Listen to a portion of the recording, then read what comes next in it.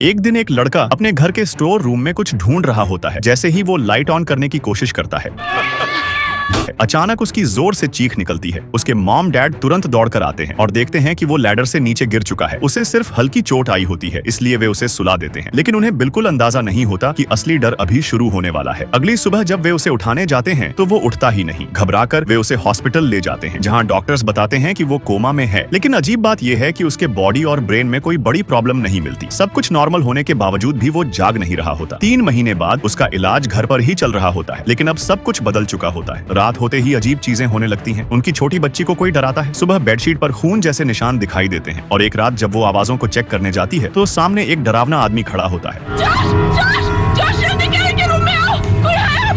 लेकिन अगले ही पल वो गायब हो जाता है। परिवार को लगता है कि उनका घर हॉन्टेड है, इसलिए वे घर बदल देते हैं। लेकिन असली डर यहीं से शुरू होता है, क्योंकि नया घर भी सेफ नहीं होता। वही आवाजें, वही परछाइयां, सब कुछ फिर से शुरू हो जाता है। अब सच सामने आता है। प्रॉब्लम घर में नहीं है, प्रॉब्लम उस लड़के में है। एक औरत उन्हें बताती है कि वो कोमा में नहीं है। उसकी आत्मा उसके शरीर से बाहर निकल चुकी है और वो एक अंधेरी दुनिया में फंसा हुआ है, जिसे द फर्थर कहा जाता है। एक ऐसी जगह जहाँ सिर्फ अंधेरा है, खामोशी है और खतरनाक आत्माएं हैं जो किसी भी खाली शरीर पर कब्जा करना चाहती हैं। और उस लड़के का शरीर अब उनका टारगेट बन चुका है। धीरे धीरे एक और सच सामने आता है। ये पहली बार नहीं है, उसके पिता के साथ भी बचपन में यही हुआ था, लेकिन उसकी यादें दबा दी गई थीं। अब अपने बेटे को बचाने के लिए पिता को खुद उसी अंधेरी दुनिया में जाना पड़ता है, जहां हर तरफ डर ही डर है। अजीब चेहरे, खामोश परछाइयां और एक ऐसी ताकत जो उसे वहां से वापस नहीं आने देना चाहती।